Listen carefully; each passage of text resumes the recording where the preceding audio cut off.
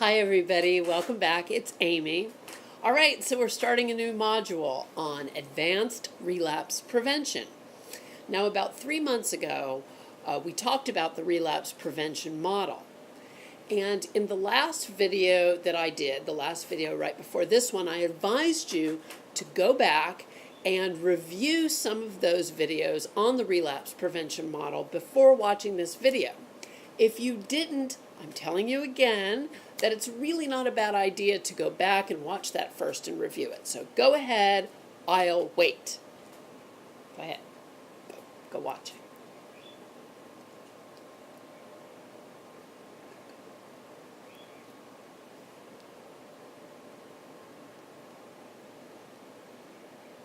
it. Okay, I can't wait forever. Now this module is designed to expand on that relapse prevention model and the relapse prevention techniques that were introduced in the module that I covered on the deviant offense cycle and relapse prevention. Now, having an understanding of the terms and concepts of relapse prevention, it's important that not only do you understand the application of these terms, but that these things stay with you.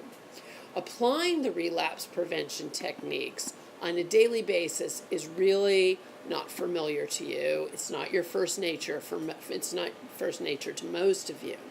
And therefore, it might not always be your first response to any given situation. However, to remain responsible and to remain law-abiding and to remain empathetic, you must incorporate these techniques into your daily behavior. That means not just learning the techniques, but living them. All right? So now in this module, we will follow the relapse prevention model from abstinence to relapse, or rather the abstinence violation effect, as relapse itself doesn't really need to be explained. You know what it means to relapse. All right, so this is the relapse prevention model. All right?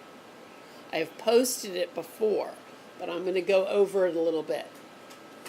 All right, right here you have abstinence. And when we talk about abstinence, usually abstinence means just abstinence from sex. But when we talk about it in this program, which is a sex offender rehabilitation program, but it's not just sex itself, it's anything that you know you should not do. If you can have to complete that sentence, I will not, whatever, I will not go to parks where children are, I will not look at pornography, whatever your I will not is, that is your abstinence. And as long as you stick to that, you will be okay. All right? Now, when you have abstinence, you have this self-efficacy, which is being able to tell yourself that you're doing well, you have an expectancy of success, and you feel good about yourself, right? Now, something happens here which we've discussed before, which is the seemingly unimportant event, which is something like going to the grocery store. But if you're going to the grocery store, which you would think has nothing to do with anything, but you're going to the grocery store at 4 o'clock in the afternoon when school is out and moms are there with their little kids and you shouldn't be around little kids, then that seemingly unimportant decision is very important because it's leading you towards a lapse, which can then lead you towards a relapse. So if you make this seemingly unimportant decision and then you don't do it, you decide not to do whatever that thing is that you know you shouldn't do, then you will continue your abstinence. And when you continue your abstinence, you have a higher opinion of yourself. You feel that much better about yourself, and you expect yourself to do that much better each and every time. The first time it's not easy to make these decisions, but once you are making better decisions, you will start to feel better about yourself. But let's say you make that seemingly unimportant decision and you do go to the mall, or you do drive in the neighborhood where the porn shop is, or whatever it is that you know you shouldn't do, that seemingly unimportant event, just taking a ride in a car, all right? And then what happens is You're in a high-risk situation, all right?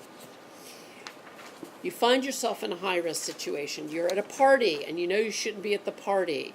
You're in a neighborhood where there are familiar places there where you're going to get yourself in trouble. So you put yourself now in a high-risk situation. And what you can expect from this is going to be a negative outcome. And you know that. And so what happens then? Well, you might think of some coping responses. You might think, I need to get myself out of here, or I need to call a friend, or I need to do something. I need somebody to sort of talk me off the ledge for 5 minutes. All right? Those are what we call your adaptive coping responses right here. And if those adaptive coping responses work for you, you continue with your abstinence. And with each and every time that you do this, that you practice these coping responses, you feel better and better about yourself. Each and every time. And the more you do it, the better you will get at doing it. But let's say you try self-talk. You drive in that neighborhood where you shouldn't be.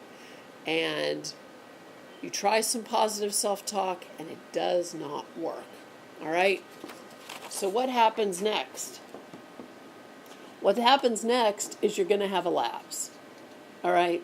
You might go in and purchase pornography, or you might watch pornography on your computer. You might start having a deviant fantasy. Now, here's the thing you need to remember. A lapse is not a relapse. So you cannot freak out when you have a lapse, because you will have lapses. They absolutely, positively will happen. And if you think they won't, you're going to be in more trouble when they do happen.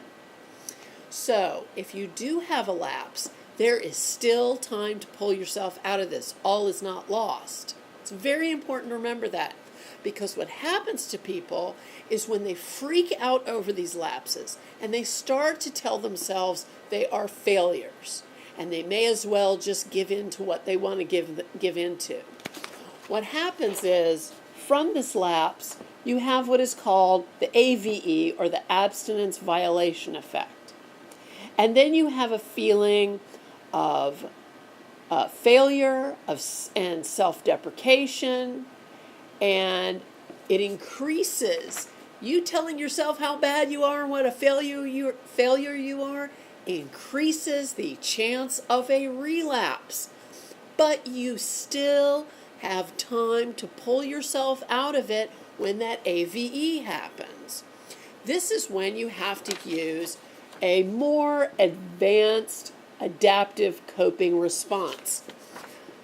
That means you are needing to call someone. If you have a therapist, if you have a group you belong to and you know someone you can call from that group.